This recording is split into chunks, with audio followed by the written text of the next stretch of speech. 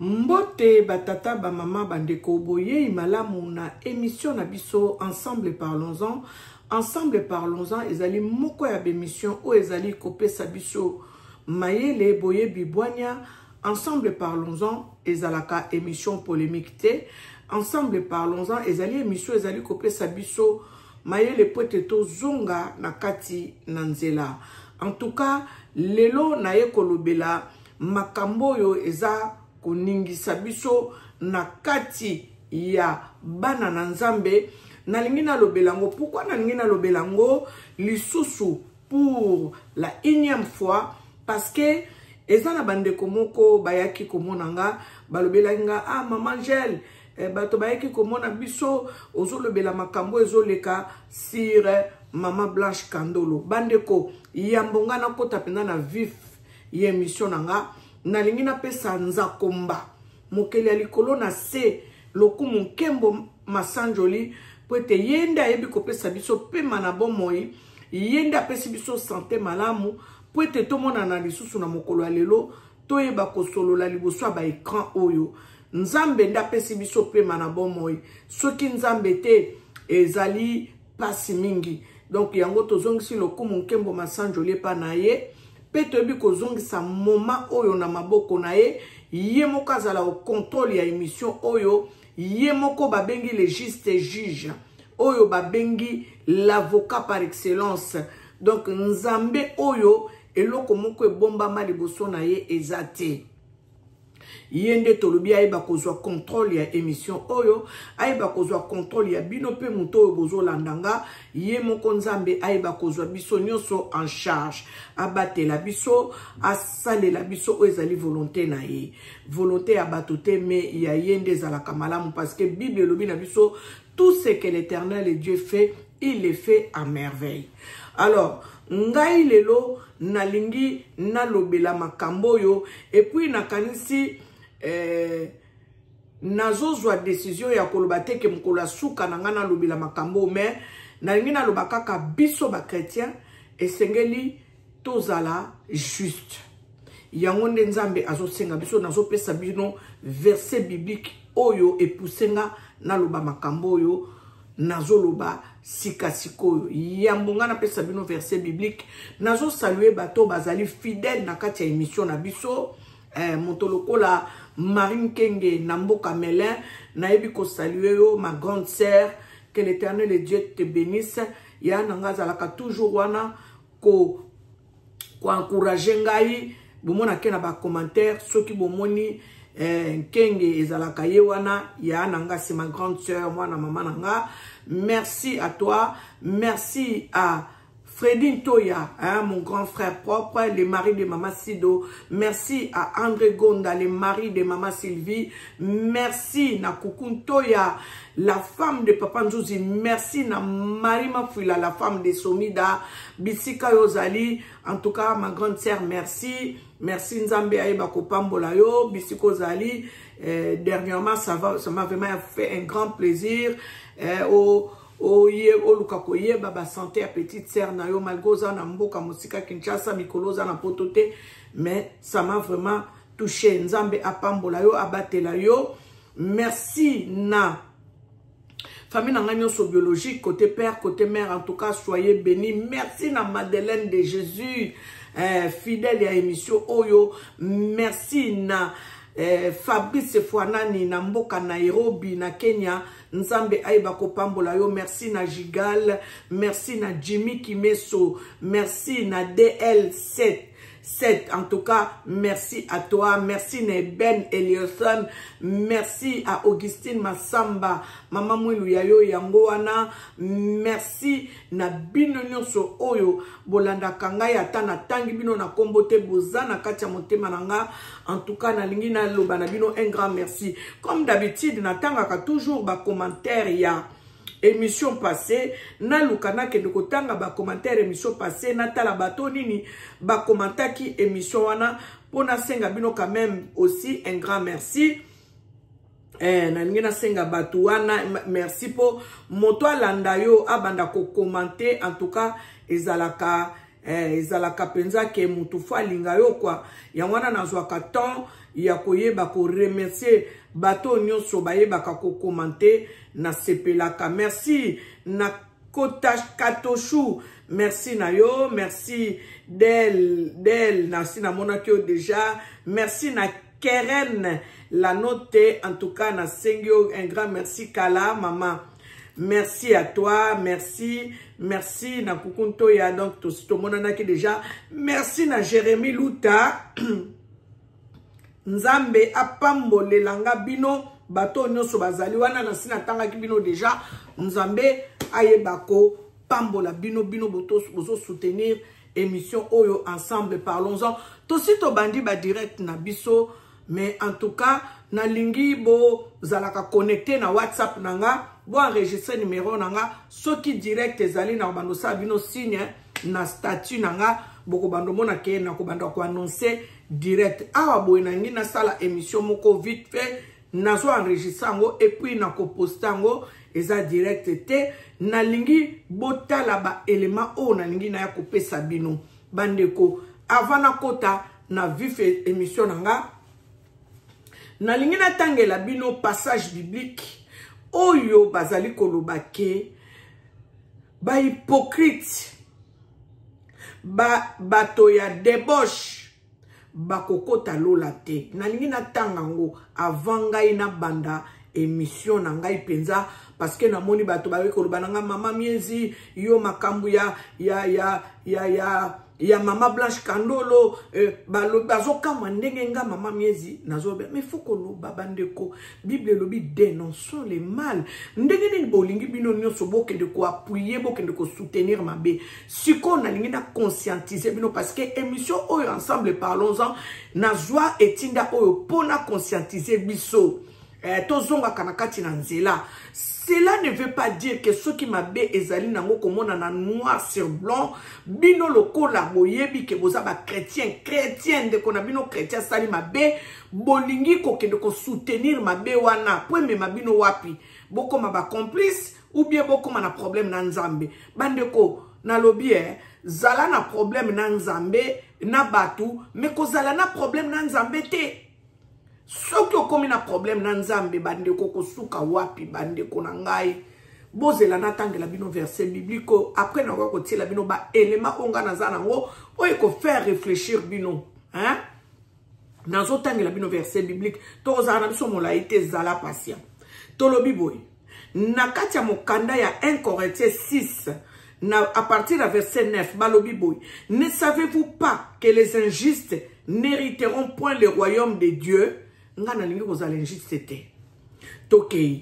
Ne vous y trompez pas, ni les débauchés, ni les idolâtres, ni les adultères, ni les efféminés, ni les homosexuels, ni les voleurs, ni les cupides, ni les ivrognes, ni les outragés, ni les ravisseurs n'hériteront le royaume de Dieu. Na version Moussou Balobi, les hypocrites. Balobi, ne savez-vous pas que les hypocrites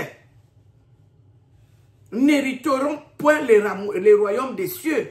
Bandeko, ngai nalinga hypocrisie te, nalinga kape injustice te. Mutu moko aza parfait azate, mais nous sommes en train de faire les efforts pour bisoto hériter le royaume des cieux. Parce que je crois que au début, c'était ça, moi, qu'on m'a prêché. Nandima Yesu Masia, lokola mokondipe mobik sinanga, ponga na yeba ko hériter le royaume des cieux. Le reste me sera donné par-dessus tout. Même Bazol Banabiso na mokanda de Deutéronome 28, Balobi, cherchez premièrement le royaume des cieux et le reste vous sera donné par-dessus tout. Balobi Nabiso na mokanda, il y a Deutéronome, tout ce qui nous à côté à bénédiction, na côté à malédiction, bandeko. Ngai na lingi ko se placer côté, il y a malédiction te. Na vie na nga réel boye, na zala fanatique ya mutu te. Mama Daniel Mokengo oya zouanga na kati ya Paris bakoki ko témoigner. Ngata unaye a na kati ya Paris na bande ko bondela na viens et vois et pas ba mobejo. Église na nga liboso eza ba mobejo donc nalobaka ba père spirituel nanga ka na kati ya mboka France nanu ezalaka ba mobejo donc papa mobejo na mama mobejo ba pasteur nanga liboso pena na France après tokei et pas ba pasteur Mokalamba Antoine Mokalamba na mama Odile Mokalamba makambo nazolo ba soki bazotalanga ba yebike mama Jeanne Miez azolo ba ya solo na longwe kuna na komi kosambela na église o babengi église ya Mamolangi na ministère chrétien du combat spirituel. Tango nga na bandi kosambela na ministère chrétien du combat spirituel na zwa bitumbe belé na bandeko bayeba kinga pe. Pourquoi? Parce que batu balinga ko comprendre te, batu balinga pe ko yeba te. Soki oyebi ndo koki ko comprendre. Tozolo bela makambo ezali makambo ya meurtre. Ezali ndeko na biso moko akufaki bayelaki biso corps na ye na Kinshasa meto yebi ndenge ya kufela te. Problème eza wana tozo ko condamner mutu te, tolingi pe to accuser mutu te, mais nous sommes en train de voir les faits. C'est le fait qui nous pousse à parler. Bandeko, ngai na perdre bandeko nanga mingi. Na perdre bandeko nanga mingi. Nga na mwana suke pa na biso. Baya nanga mingi bakufi. Naza na mort moko o esala nga pasi koleka ya nanga o na landi. Parce que ya nanga o na landi akufa brusquement. Akufa brutalement. Ezate mutu akota ki hôpital, to bandi ko bondela, to bando lukambongo to tinda, ya nanga na kufa brutalement. Alors, liwa ya nanga wana, nalingana ye bango, est-ce que na spirituel, qu'est-ce qui s'est passé? Na physique, qu'est-ce qui s'est passé? Siko, na zomo na siko yo, Mama Blanche Kandolo. Moi na moi si abatu a déplacé à Longwe Kinshasa, à Yekembo Kamususu en bonne santé et puis bo annoncer famille na yeke ndenge tozolo baboye moi na bino ndeko na bino azali susute et puis moi na wana tango bo memi corps na ye famille na ye balingi bayeba akufi na nini ebomi mwana na biso. Réponse à malonga ezate. Donc, et sali ke ememi ba soupçon. Batumusu balobi, mais pourquoi famille wana banda kalaba banda kolobate? Bandeko, nani akoki kokende kwa kize bokilo na ye, oyo aza mosali na nzambe, ou bien semeki na ye, oyo aza mosali na nzambe, bolobake abomi ndeko na bino. Non, il faut kotia ba puzzle, boya ko comprendre, même s'il y avait un doute. Bokotia ba puzzle, ndi boya ko comprendre que non, là il y a quelque chose. Là il y a une zone d'ombre.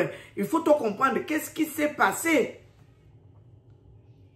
Problème toza nango nde yango wana. Oyo biso toza ko telemela moto akufi to yebite akufi ndenge nini bandeko. Maintenant, je vais essayer de vous montrer les faits. Et vous-même, vous allez en juger. Tozo juger moutouté. Tozo lingato comprendre. Toyeba ko juger les faits. Bandeko, ngai maman gel, soki na lobby, na pote opinion nanga. Cela ne veut pas dire que naza sou moussal nanzambe te. Cela ne veut pas dire que naza contre moussal nanzambe. Non. Nous sommes en train de dénoncer le mal. Nalingi koza nanga na ramba hypocrite te. Na pesibino 1 Corinthiens 6 à partir à verset 9. Boke ndoko tanga. Yo soko lingi koza la hypocrite. Zala hypocrite continuez. Yo soko lingi ko soutenir ma bé. Mais oyo e monani nango na miso abato. Nga na lobaka naza mutu na komi na kati ya media. Il faut na loba makambo na moni keza mabe parce que ensemble parlons-en yango toza kolobela mikolo nyonso makambo bato ba olobela. Moi je ne peux pas faire l'hypocrisie. Tout le monde a que non toko kolobela te parce que ça mosala nzambe non non non bandeko, il y a eu mort d'homme. Il y a eu mort d'homme. Oyo bandeko na balingi ba ye bandeko na bango akufaki ou soit eza oyo ou soit eza oyo. Maintenant les faits nous poussent à aller savoir ndengeni mwana mwasi oyo akufi atiki bana ne 4. C'est parce que vous ne suivez pas les médias. Moi je suis les médias. Je me réserve de dire que Marcelo a tué sa femme. Mais biloko nyoso ezo salake ezo condamné ye. Ngana condamné te na lobi bien. Ba biloko nyoso ba propos na ye, ba faisait geste na ye ezo salake mutu nyoso azana regard tourné sur lui parce que mort à moi si na ye bazo koka ko expliquer ngote ye moko tanga zo expliquer liwa ya moi si na ye azo tanga na feuille yaya soko kufeli mutu na njimite koko tanga na feuille po yeba ko comprendre ndenge o expliquer bato ndenge nini mutu ana kufi pembeni na yo. Donc vous qui avez suivi l'histoire jusqu'au début, oyo ba Monique azali innocent, il n'y a pas de problème. Mutu na mutazana ndenge na ye azomonela makambo. Ngana landa histoire oyo du début jusqu'à la fin, ndenge ti lelo na landaka. Aujourd'hui, je ne vais même pas dire que abotaki na mwasi mususu ndenge makamozola, ça c'est sa vie privée. Moi ça ne me regarde pas. Moi c'est la mort d'une femme qui est partie. Oh akende ko bota Mama Blanche azaki vivante. Ba pasteur bazana bizaleli na bango oyo nzambe yemo kwa koya ko sambisa bango. Ça c'est leur problème. Oh, azaki na ba relation ya biente na bandeko na mibali nga wana etalinga te mais ba fait onga na ngina lobela lelo yango nazo tiela bino boye ba ko comprendre que ba makamususu ezate parce que tozo sambela to couvrir ango non parce que okobima complice ya meurtre. Okobima complice parce que moi na moi suis na makila na ye gangaka. Et même je viens tirer la larme pour les gens. Oyo bazali ke ba pesi bango mbongo po ba lobela situation ote. Obandaki ko lobela ngo après okati ozumbongo po o lobela lisu situation ote yeba ke ozana mbongo makila ya mutu na maboko na yo. Vaut mieux que toi, loba bon, na kolobela ngo soute na vandi na nganye, mais ko kende ko zala corrompite o lobela situation li soute. Pourquoi? Parce que ba pesi bon. Alors dans ces cas, tu te fais complice de cette mort. Na sote la bino élément botala na kozala nga mosikate na ngaka na ya kolobela batoyo. Oyo bazali ko ba maman jali miezi azo tunasi Marcelo tunasi soki apesaki explication ya malonga dès le départ batu balinga batungisa ete mais azana plusieurs versions oyo ye azo pesa batu oyo zo sala ke batu baza curieux bayeba mais finalement moi si on va kufa na nini soit crise cardiaque soit opération, soit et alors encore ce qui est encore pur au télémi libo soit cher aux akolobake moi si oyo bino bozo lobela azalaki kaka malamu te azalaki pena bizaleli na ya mabe bandeko bozo imaginer moi si mobali moi si oyo akufeli mobali na ye mobali oyo akufeli mwasi na ye azo ya koloba liboso cher ke mobali yango kuto obino bozoloba mwasi yango kuto obino bozoloba azalaki pe na makamba mabe swi soki azalaki na makamba mabe mais okoko ya koloba ngo na cher te sikoyo bozela na tiela bino ba élément misato après na 4e émission tozela tolanda Botumisangate, maman gel miezi, pourquoi maman gel miezi? Na kokende marche parce que naza contre liwa ya maman blanche. Nazo dénoncer parce que naza contre liwa ya maman wana. Azaki proche nangate, mais ndenge kaka makamango ekendeli, nde nalobi, il y a quelque chose. Nga kutu dès le départ, mobile nanga za témoin, nalobango ngabi, mwana mwasi oyo, akufi liwa malamu te. Bozela, nazo tie la bino, élément, ya liboso. Nazo tie la bino, po affaire o esas li sous ba congolais te, esa mingi be étranger pendant muto bazo vande lango. Biso ba congolais lokola tozaka ba fanatique, ba congolais lokola tozaka corrompu. Yango bomoni tozalaka kaka totelemeli likamba pe totiki. Mais moi soit nazo crier justice, ba tebele ba loti azo pesa ba message.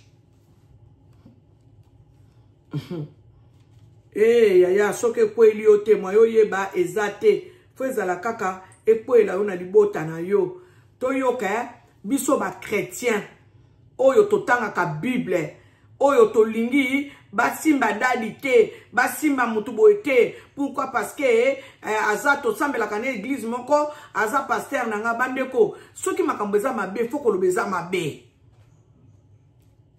balobi to dénoncer mabe.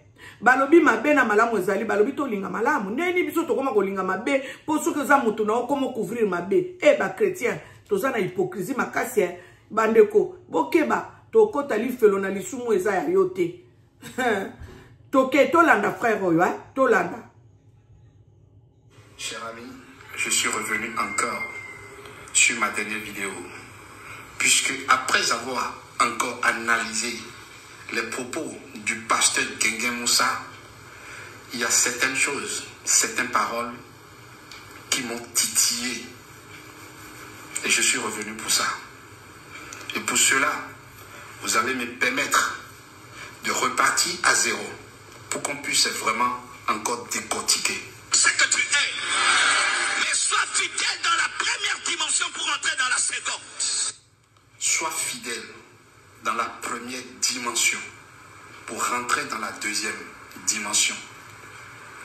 De son vivant, Jésus n'a jamais prêché une dimension. Demandez à votre pasteur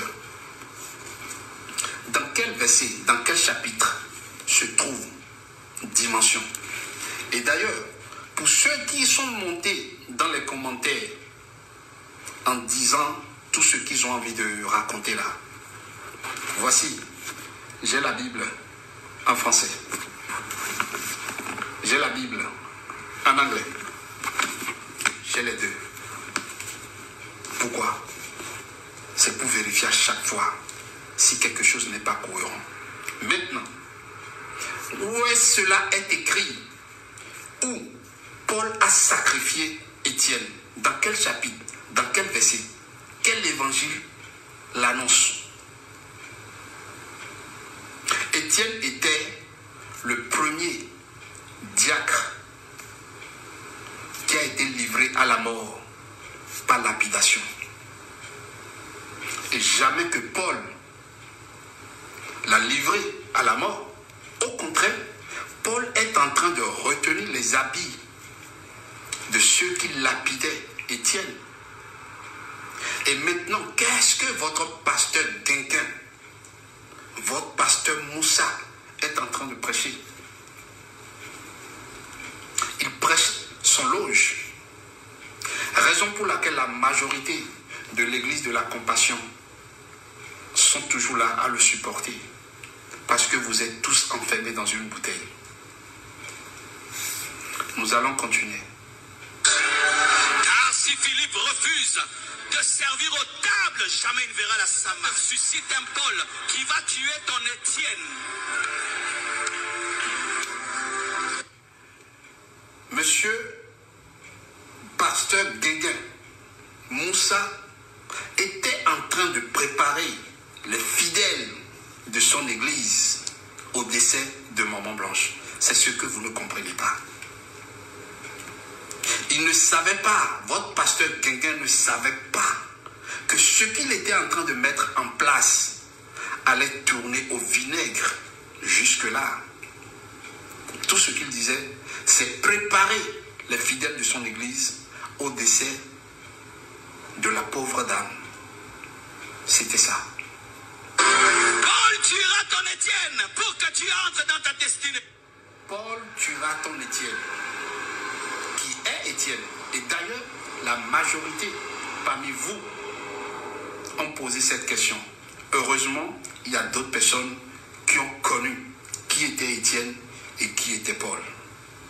Paul va tuer ton Étienne. Cela n'existe pas dans la Bible. Donc je vais tuer ma femme. C'est ce qu'il est en train de dire. Qu'il va déjà sa femme. C'est ce qu'il est en train de dire. Il était en train de préparer les fidèles de son ministère. Ton Étienne, c'est quelqu'un que tu aimes. Ton Étienne, ça peut être le confort. Ton Étienne, ça peut être ta réputation. Qu'est-ce que le confort vient voir dans ce genre de propos? Qu'est-ce que ton patron a à voir dans ces propos? Vous ne comprenez pas le message. Pourtant, le message, il est clair. Il était en train de préparer les fidèles de son église. Ton Étienne, ça peut être quelque chose de valeur qu'on t'arrachera pour que tu te détaches.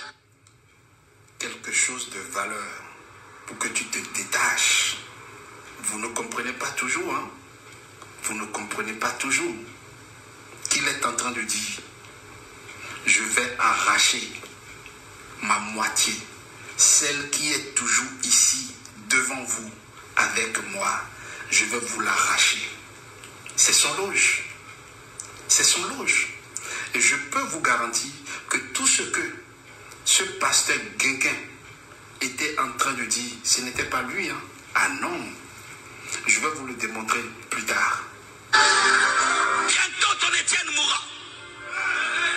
Bientôt Paul viendra. Il te tuera ton Étienne.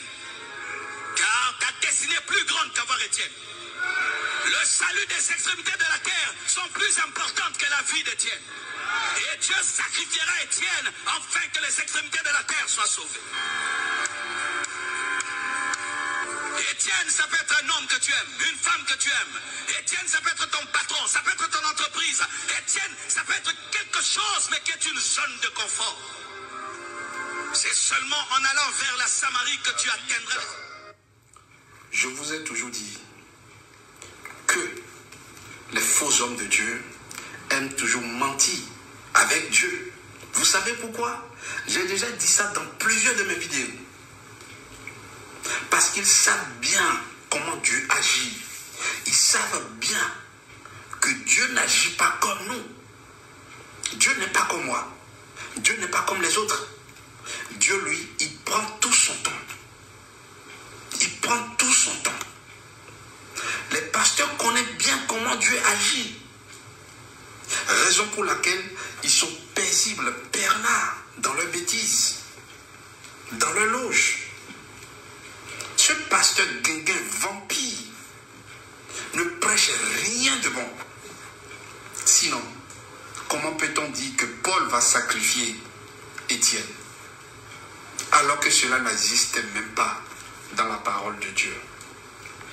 Étienne était lapidé pour une bonne nouvelle, pour la lumière du Christ. Et qu'est-ce que cela a à voir avec ce qu'il est en train de raconter? Alors que Paul n'a jamais livré Étienne. Si vous lisez la Bible, vous comprendrez à chaque moment, lorsque vos faux hommes de Dieu vous ramènent dans l'obscurité. C'est ça votre problème. Vous n'aimez pas lire la Bible. Alors que celui qui lit la Bible ne peut jamais se tromper. Heureusement que tout le monde n'est pas mouton. Heureusement qu'il y a des gens qui ont été déjà affranchis et que la lumière marche avec. Raison pour laquelle votre pasteur Guinguin est dans de confusion totale. depuis que cette pauvre dame est partie, votre pasteur Guinguin est dans de confusion totale. Un pasteur, un homme de Dieu soi-disant, mais qui fait des choses horribles. Et quand on le dit, les gens nous disent parfois, vous n'êtes pas fatigué. Et pour vos informations, je ne serai jamais fatigué s'il faut que j'éclaircisse la parole de Dieu. Quand il s'agit de la parole de Dieu, nous devons agir selon la parole de Dieu. Beaucoup de gens viennent et disent, laissez Dieu juger. Et je vous répète encore, c'est parce que vous ne lisez pas vos Bibles. Dieu nous a donné l'autorité de juger. Seul lui qui est le dernier juge, mais il nous a donné l'autorité de juger. Allez lire la Bible, ce n'est pas moi qui va vous dire quelque chose. Allez faire vos recherches. Comme vous êtes des moutons qui n'ont pas envie d'être affranchis, raison pour laquelle vous englobez tout, vous dites Amen à tout, Alléluia à tout. Un pasteur qui vous prêche une fausse parole, il vous dit encore Amen et vous acclamez. Maudit soit celui qui se confie à l'homme. Maudit soit celui qui se confie en l'homme. Que Dieu ait pitié de vos âmes. Cher ami, je suis revenu. Bandeko, tant on a talaki mwana mobali oyo, na lobi azana raison. Bomoni biso ba Kristo to tanga sous Bible te. To koma surtout kaka lokola ba yela biso évangile que vous serez bénis et souka nango ka wana. Avant à la béni. Nzambe pe ayebaka kopesa ba condition. Banganga ka ate mutu ba pesa ba condition. Ba loge pe ka ate mutu ba pesa ba condition. Même nzambe mokeli likolo na se ayebaka pe kopesa ba condition. Fozala na mwana na ye, fozala na ye, fozala na ekela mona ye. Parce que bikela mona so na bandika bon na bikela mo parce que bikela mona so to mona na mokili oyo nzamba za na contrôle na yango. Ezala banzete, banyama na zamba, bambisi na mai, nzamba pouvoir na ba besoin na bango. Totanga ka Bible, toyeba malamu, toyeba mabe, nzamba bina biso to linga malamu, to boya mabe. Batu nyonso baza na mokili oyo, baza teke o non, baza ya nzambe te, bana satana pe baya, Bible pe ka mutelobi yango. Toza pe na bateau ke bana satana baza bazo vivre pe kati na biso. Alors yo mwana na nzambe kokende ko appuyer te, kokende ko s'associer te na makambo ozomona keza nango penza ya mabe, olingi ko associer ngo, olingi ko couvrir ngo, olingi ko zipango. Pourquoi? Parce que naza mwana maman Angel Miezi ngana kende ko soutenir mabe. Non. Allez, lokola naza maman Angel Miezi na lobela ngo te, o comme ça nga hypocrite. Non. Non non non non non non. Comme ça nga hypocrite te. Et loko ezomona nango eza mabe, soko moni oza na conseil a kopesa nga numéro na nga na tia kango na description. Benganga olobi nanga maman Angel Miezi place on a comprendre ki to lobela ki nini olobeli nini na ko expliquer yo.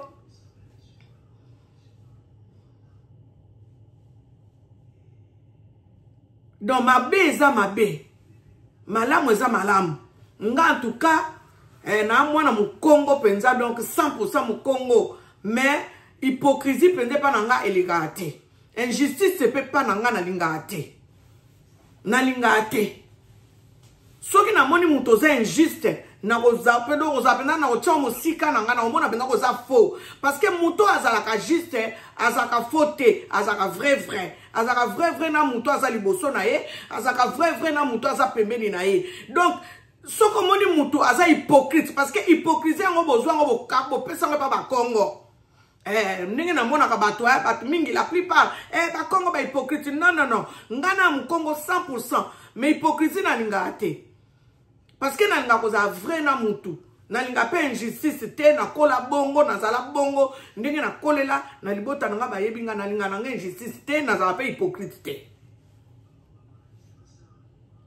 donc nzambe asalanga bongo naza bongo nalinga mutu azaka faux te devant bato nalinga mutu aza vrai et puis soko za vrai te nayebaka déjà que mutu aza vrai te parce que nasambela nzambe alongola bato a faux pembeni nanga.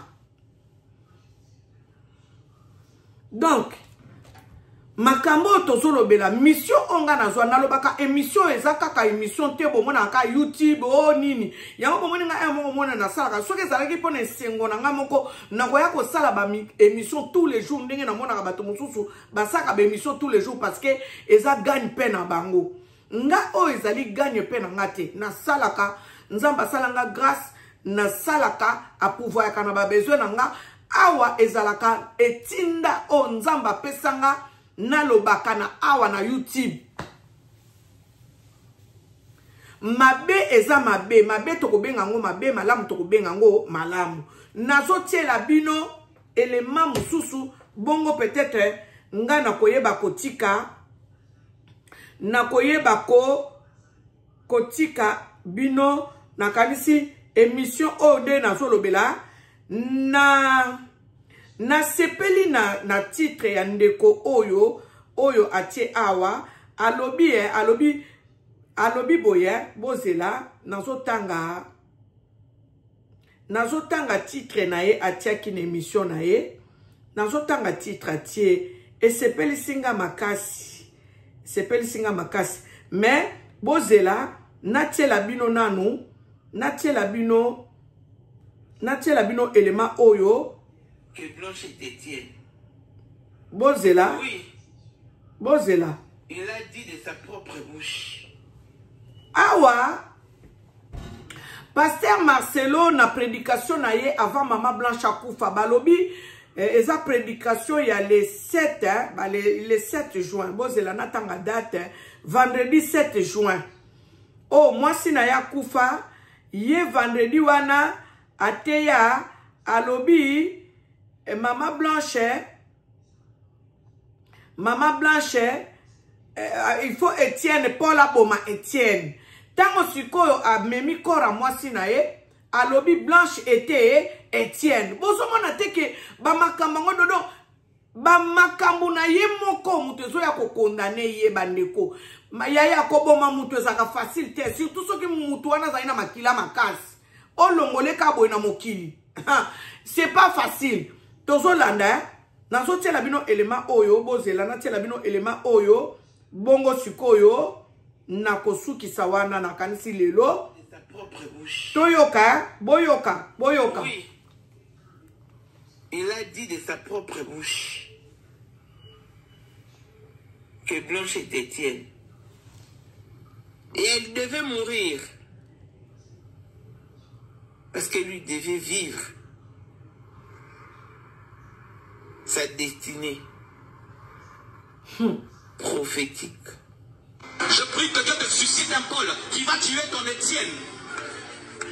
Eh, yes, On tuera ton Étienne pour que tu entres dans ta destinée. Ton Étienne, c'est quelqu'un que tu aimes. Ton Étienne, ça peut être le confort. Ton Étienne, ça peut être ta réputation. Ton Étienne, ça peut être quelque chose de valeur qu'on t'arrachera pour que tu te détaches. Hey. Bientôt ton Étienne mourra.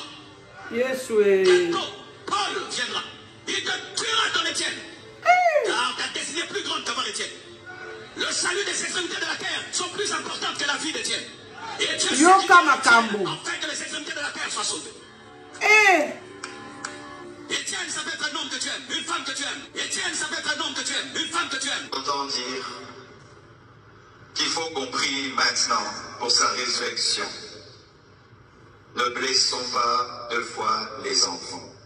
J'ai prié et j'ai prié. Dieu ressuscite les morts quand c'est sa volonté.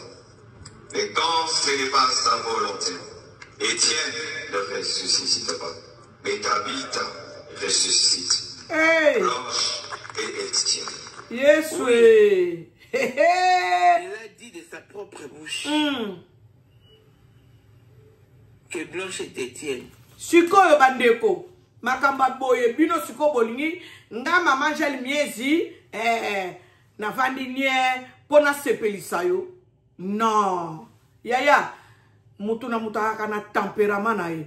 mutu na mutu azana makila na ye omoni neti nga na yebisi bino deja na linga kenjisiste na linga pe hypocrisie mwana mwasi oyo akoka kozala pe ndeko na nga akoka kozala ya na nga o na lelaka ti mokola lelo akufela nga brusquement na yebite soki bapesa ka etonga mabe na yebite soki bapesa ka traitement bien te na yebite parce que mutu ba memi kaka akomi na hôpital alali asali même pas kutu 2 heures de temps na hôpital mutu akufi donc ba makamu susu botala kate pourquoi maman je non to sandenge moko te mutu na mokilio ana mission ayela na mokilio yo komemanga na mission na yote komemanga pe na bizaleli na yote tant que na bomi mutu te tant que na yini mutu te tant que na sali mutu mabete en tout cas na ko sala makambo nzamba zo bananga na sala liwa ya mama Blanche Kandolo akufi mystérieusement mutu akende ki ba sala ye simple opération banale mutu akufi bongo mutu ango bake ko sala opération banale boko sengele autopsie te boko lukate boyeba nini yango ebomi exactement pe oya koyebisa bato balingaki yeke ndenge zawana mutu akende ki boye asala ki boye nde ebomi ye epi makambo ngo oyo kopesa bato ba vérifier eza bongo te bozomona teke makambo ebele bombani siko liwa mutu bongo batika ka ndenge wana ata kutu soki azalaki ndeko na yo oloba bongo malgo zo sambela Congolais yango bomoni même ba étranger ba yepa na biso bazo bomela biso bandeko na maboko boye sentiment na ki fanatisme tellement le kabiso ezo sala ke ezo memela biso ba dégâts na kati ya bandaku lokola toza ba fanatique nde tozo boya koluka koyeba vérité poto longa ale komi sikoke mutu aboye lokola aza mutu aboye na kosimba te lokola aza non mama non papa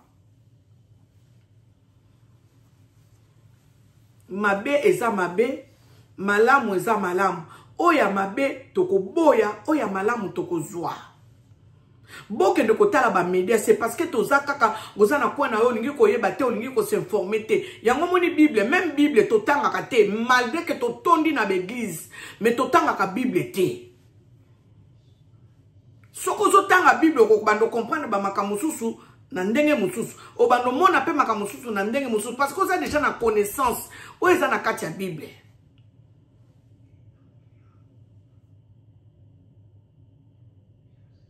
bandeko dernièrement na lobaki tozala coloniser et pas ba colon baya ba colon wana bakenda mais bokeba mindele ba travaillaka à long terme ndenge tozaboye ba pesa biso bible c'est vrai bible ngo pe to maîtriser te to tanga ngo bien te yango bomoni pe papa kimbango lobaki botanga ka bible bokanga moyibi ne loko ayiba bino parce que histoire déjà kaka oya bible ndenge za boye zalaka histoire na biso bato mwindu basala ka boye na sina lobango na bemission nga passé histoire a bible basala boye eza histoire na biso mais lokola totanga kango ndenge yango elongo banite surtout mikolo to suka kaka na ba bénédiction tokende koko yoka ye kotolinga kate to yeba vérité o eza na kati ya bible oyo yango bomoni tozala tokoma kotuna en long ba même verset biblique wana kaka oto yebi yango wana kaka bateya kabiso bokomona mutu azoteya verset biblique soko landa kabenda mutu wana bien azaka na 3 versets bibliques a maîtrisant yango ka wana teyaka yango wana kaka teyaka soit atokisi yango soit atiango sauce soit ayiti yango soit akalingi yango donc c'est ça en fait mais poto kende ko luka penda to yeba ndenge bible zolobela biso ndenge na apocalypse 4 kuna bazo décrire biso fils de l'homme ndenge na Luc 3 bazo lobela biso généalogie à Jésus yaya parce que toza ba fainéant ndenge baloba na biso totanga ka Bible tokanga moyibi ne loko ba yiba biso to lukate bandeko nangi kokota kutante prochainement na kokota kuna na yaki kolobela makamba Marcelo pona yebisa bato babia botika ba chrétien o balingi na bango ko soutenir ma bete baza libre ba penser o bangi ko penser ko lingate ba penser o yo lingi ko penser non tolanda ka mamedia ba media nyoso baloba ka mama bete bozo landa bato bazo bokanti penda ba mamo international o baza bato maboma ou bien baza ko s'acharner contre ndeko wana o abungisi mwasi non bazo mona ke ba fait eza nango penza noir sur blanc que il y a quelque chose qui s'est passé de mauvais.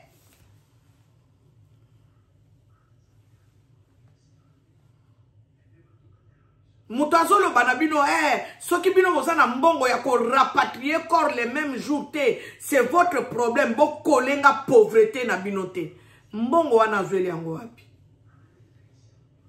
mbongo yazo yebisela bato bazo landa ye pauvreté na bino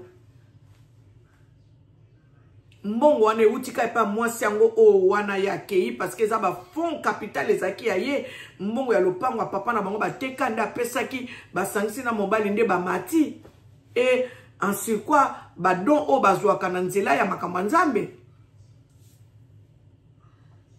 donc bandeko tozalaka ba fanatique jusqu'à ce point là c'est il y a eu mort d'homme. Il y a eu mort d'homme. Il y a une personne qui est partie, qui a laissé ses enfants, peut-être même que ba tortira qui avant kende, peut-être même ka suplia ki bango, boti kangana koloba na ngai te, bo zwanyoso, mais boti kangana bomoy, bo yebite qu'est-ce qui s'est passé? Peut-être tant moni que c'était sa dernière minute, bo yebite, elle a pensé à ses enfants, elle a pensé à sa mère. Bo yebite. Donc arrêtez ceux qui ont kolobate tika mais oh bazoloba tika bango baloba où est le problème? Où est le problème? Bakize mutute ke obomi bazo tala ba fait parce que nga batu nyonso oyo bazo ya kolobela makamba mama Blanche Kandolo bazo landela ka ba fait ndenge nini mwana mobali aye bisaki biso boye ndenge nini eza boye ndenge nini eza boye do bazo landela ba fait yaya mundele soki azo landela likambo ata 20 ans passé bakende ke ko eximer corps mais likambo c'est le cas nango la vala wa boma ki mwasi na yeti na pesa ki binongo ne mission moko famille ba yambiye ba moni yepe mwana na bango ma bomi mwasi na ye a maquiller crime mwasi na ye mais famille ba sala ki confiance ma après combien de temps mais la vala continuer ki ko ngolier pa ba bokilo na ye bazo zoyer baza ko soutenir ye na tragédie wana o a akende ki bango ni so ba ne ko traverser. Mais tant bayaki koyeba ke mwana mobali oyo doit être examiné. Bayaki komona ke non voisin mutaki kolobabi non la nuit wana o makambo ezalaka nga na yo kaka bruit na kati ndako na bango botuna nanu mwana mobali oyo. Mais après combien de temps bayaki komona ke mutabomaka mwana na bango ezaka bokilo bandeko totika kosala boye botika azaki muta famille na binote la perte s'est fait dans la famille de Maman Blanche Kandolo et aujourd'hui Maman Blanche Kandolo azokende ko lot saka batu alobi naza na kimia te place nazali mobali nango nazaki na yalo ba vérité yaya ata bino moko siko bato baza animé de l'esprit de Dieu balobate hein donc quand tu sois comment le baquet to pengui ou bien to fingi mutu to manquer mutu respecter tozo lo ba fait ndenge zaleli alors ceux qui bino bolingi bo soutenir Tatou Marcelo bo kende bo soutenir ye bo bimi ba complice bo bima ba complice ya liwa ya mwana wana ya mama wana o atiki bana ne 4 mais nga penza na lingi ko za la complicité je dénonce la façon dont Maman Blanche est morte na makambo mobali na za ko loba ya makambo Etienne fois kufa pour non pour vivre bien Etienne fois longwa Etienne fois kende non Et puis na liwa moi si ango sans que ayeba ke makambo azoloba eko rattraper abosani ke na liwa moi si na ye alobaki ke Blanche aza Etienne. Botala niveau makila mona moi so eza makasi. Ayebaki lisusu teke autaki ko prêcher prédication moko asalaki alobi ke Etienne akoko zala mwasi na yo, Etienne akoki ko zala mobali na yo, il faut Etienne alongwa po yo yeba ko vivre bonheur. Bandeko tango mwasi yango pa akufi oyepe lisusu olobi Blanche azaki tabita te malgré na bondelaki Blanche azaki tabita te mais Blanche aza Etienne. Oh bandeko ataku tutokoma ba fanatique ango ataku tutokoma ba aveugle ango bandeko ngai nakoza complicité na boyi nanga na lingi nanga pa hypocrisie na lingi nanga te. C'est maman Gel Miezi Jassim naza contre liwa ya maman Blanche Kandolo na lobi teke Marcelo abomi non mais ba fait ezo sala biso ke ezo pesa biso incertitude na lo lenge ya banda ko bana biso ke alinga ki maman Blanche mingi nga mobile nanga akufi na ba condition bien te mwasi nanga akufi na ba condition bien te ndeko nanga akufi na ba condition bien te osengo autopsie te yaya ozape na mbongo na yo okosenga autopsie olinga koyeba mwasi na yo mobile na yo ndeko na yo akufi ndenge nini bandeko nanga na suki sawana émission oyo na enregistre ngo poka kana lobela makambo oyo bandeko to longola ba sentiment to longola ki fanatisme mabebe ngango mabe malamu bengango malamu. En tout cas na lingi na tika bino, je vais vous laisser prochainement to koyeba ko fongola panel na biso ya TikTok to bandoko sala ba émission na biso boyeba ko commenter na émission na ngai oyo boyeba ko commenter bolo bana biso to lingi TikTok to lingi ba live YouTube parce que na live YouTube na moni bino bozo kota mingi te to bando fongola peut-être panel na biso TikTok to banda ko solo makambo zo leka na mokili ensemble parlons-en ezali poto loba makambo e kozongisa biso na kati na nzela. Donc voilà, que l'Éternel et Dieu tout puissant puisse vous bénir abondamment.